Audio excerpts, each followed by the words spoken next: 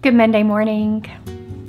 I just want to encourage you again, if you want to get these video devotionals directly to your email inbox so you're not dependent on social media to receive them, I highly encourage you to go to reclaiminghearts.org and subscribe to our Monday musings and anything else you want to get while you're there.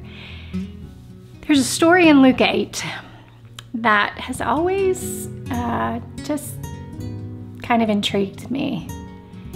There is a demon-possessed man that Jesus discovers when he gets to the area of the Gerasenes, and he's here, and this demon-possessed man has been living here for years and years, and he is naked, and he goes around screaming, and he lives in actually the burial caves where they put the dead bodies, so he lives with dead things. I mean, just think about all this.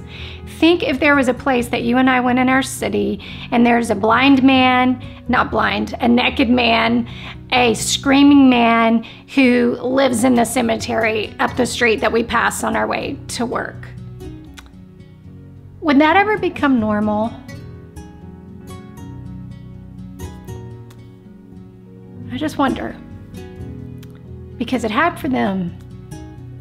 Jesus arrives and he sees this man and he asks, immediately the demons kind of begin to talk, and they're like, don't send us down to the abyss. And Revelation 9:1-12 talks about an actual place where in the abyss where demons are held.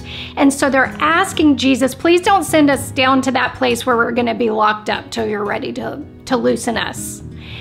And he said, how many of you are there? And the response was legions. Well, in a Roman army, legions were 3,000 to 6,000 men. And they asked him, they said, just throw us in that herd of swine. So Jesus does. He casts them out of this man, throws them into this herd of swine, and they end up destroying the swine, because that's what demons do. They destroy whatever they touch. But this man was in his right mind. And he gets dressed and cleans himself up and begs Jesus to let him go with him. Do you know what the people in that city do? Now, what would you and I do? Okay, say I drove past the Williamson County Memorial Cemetery, and all of a sudden the man that I had passed by, who was naked and screaming and living with the dead, appears whole and in his right mind. What would we do? Wouldn't we rejoice? Wouldn't we want to know who the miracle worker was? No, that's not what they do. Do you know what they do? They beg Jesus to leave. Why? Because he disrupted their comfortable. Because you and I can even get comfortable with dead things. Let me say that again. You and I can get comfortable with dead things. Do you know what the word comfort means? It means relief. So many times through this past 18 months, when everything in life, I'd say even 24 months, it happened before COVID, when everything started getting disrupted in our world, we begin to cry for normal. We begin to cry for what was comfortable. Because comfort means relief, and we just want relief from what makes us uncomfortable. Well, in Revelation chapter 3, the very last church that Jesus talks about is the church of Laodicea. And the church reminds me a lot of this man living in the caves, because he says to them that you're lukewarm and I'm going to spit you out of my mouth. He said, you're lukewarm, but you keep saying, this is how they kept describing themselves. Jesus is telling them what they are. You're a lukewarm church. But he says, this is what you think you are, but really you are rich, I'm rich and I don't need a thing. He said, but what you really are is you are pitiable, you are wretched, you are poor, and you are naked. He said, you're saying, I'm rich, I'm good, I don't need anything, I'm comfortable here. He said, but do you know what you really are? This is what you really are. And so sometimes Jesus, in his great and merciful love, will allow our comfortable to be disrupted so that we can realize the state and place that we really are. He will allow us to become wholly uncomfortable so we will have revelation, and because it's often in the uncomfortable places that it's the only places that we grow. So what if instead of begging for relief from what is uncomfortable, that we instead got curious with the Lord and said, what are you up to? What do you want to do in me? What are you trying to reveal to me?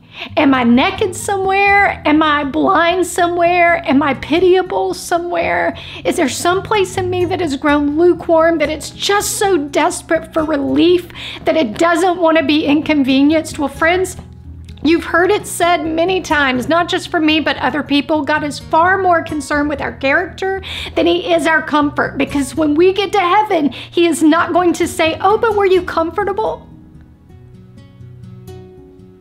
Paul said, I've learned in whatever state I am to be content.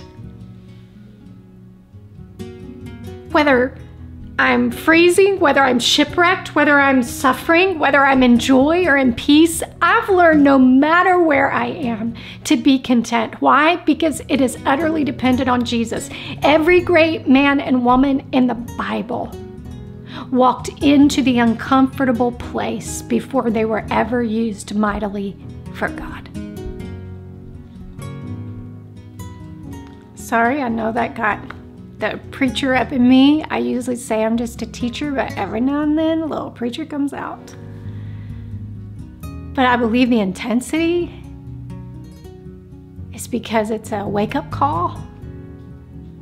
While we're begging for normal, God is saying a lot of you are gonna die in your normal. And I am trying to get you to realize that ultimately you are utterly dependent upon me. And we often don't realize that until we get into the uncomfortable places outside of our comfort zone. So my challenge to you this week is, if you're in an uncomfortable season, instead of just begging for relief and trying to get back to comfort, ask God, what are you trying to say to me here? What are you up to? What do you want me to see? Oh, my friend, he will answer that prayer. I promise you, he will answer that prayer. If your heart was encouraged today, please know that we have many other resources available for you. You can discover all of those at reclaiminghearts.org.